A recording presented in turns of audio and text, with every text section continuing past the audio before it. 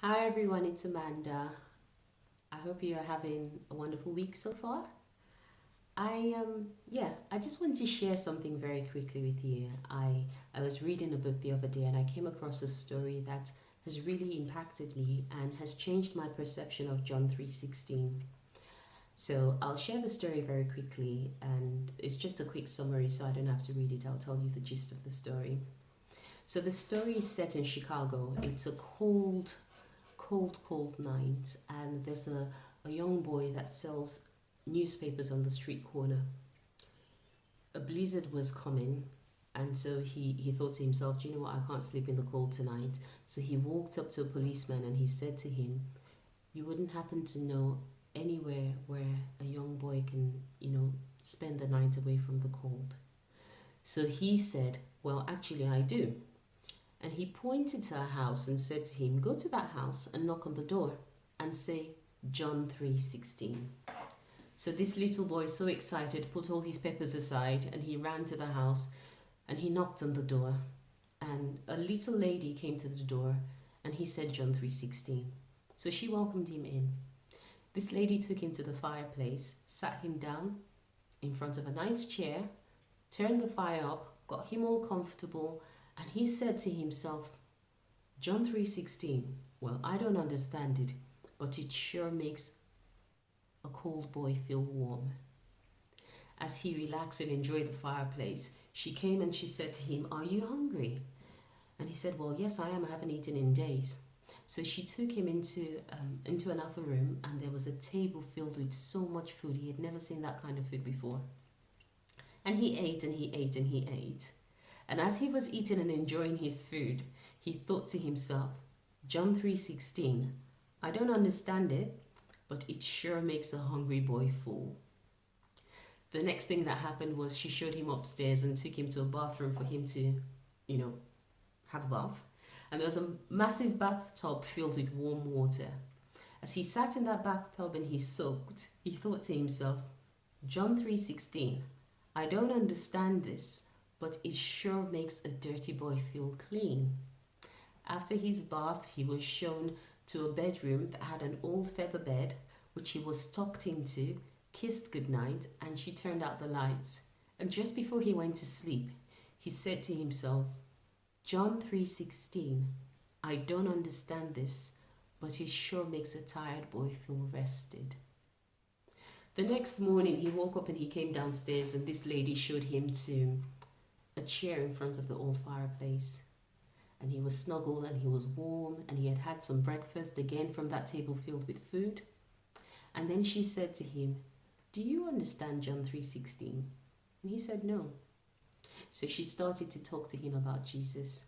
And the story tells me that right in front of that fireplace, this little boy gave his heart to Jesus. I thought that was such an amazing story. And so I went back to read John 3:16. And it's a very well-known scripture that says, for God so loved the world that he gave his only begotten son, so that we could have eternal life. Jesus came and he died for us. That's what the scripture says.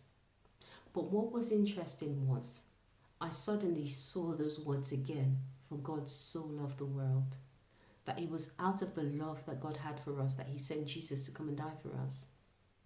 And relating this now back to that story, I realized that what this woman did was she showed him love first before she even started to speak to him about Jesus.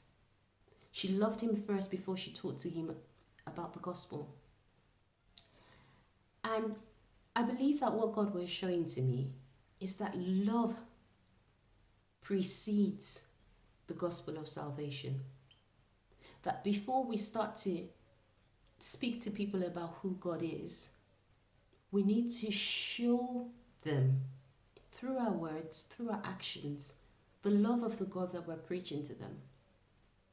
Because if we show people who God is through our actions of being kind and meeting people at the point of their needs, then speaking to them about the gospel is just, it'll come naturally. Like this little boy, he had experienced love She had met his need. She gave him shelter. She gave him food. She gave him a warm place to sleep. And then she started talking to him about Jesus. Can you imagine what would have happened if, when she opened the door and he said John 3:16, she started to speak to him about Jesus? His heart would not have been receptive because he hadn't experienced Jesus by that time. But she loved him first. And so when she started to say to him, Jesus came and he died for you, it was something that he could relate to because he had experienced the love of God first. And you know, that scripture has just taken a whole new meaning to me, because now I understand the importance of just being kind, of loving people right where they are at, of providing for them as best as we can, of our actions being a living testimony of the goodness of God in our lives. And once we can do that, then we can start to speak to them about Jesus. We can start to tell them why we do what we do, why we've become the person that we've become. But we need to love people first. And so this story and that scripture tells us that love precedes any kind of discussion about salvation. Actually, our loving people and being kind to them through our words and through our actions is already showing people who Jesus is. So I want to encourage you. I want to bless you with the fullness of this knowledge that you can go into the world and you can just be kind. You can just love people. You can just do the things that show them who Jesus is in your life by meeting basic needs. I'm not saying do the extraordinary. I'm saying buy a cup of coffee for that homeless man. I'm saying give them something to eat. Sometimes we might have to make sacrifices. I'm saying, do you know what? Spend time with people, because people interpret love in different ways. There are people that their love languages are different. What they need is different in that particular time. There's some people that just need people that would sit with them, that would listen to them, that would talk to them, that would feed them, clothe them, do whatever. God will bring the right people into your lives for you to love and be kind. And then speak to them about who Jesus is. So I hope this has encouraged you today.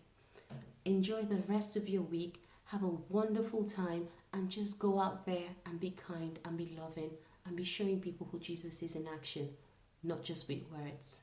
Take care now. Bye.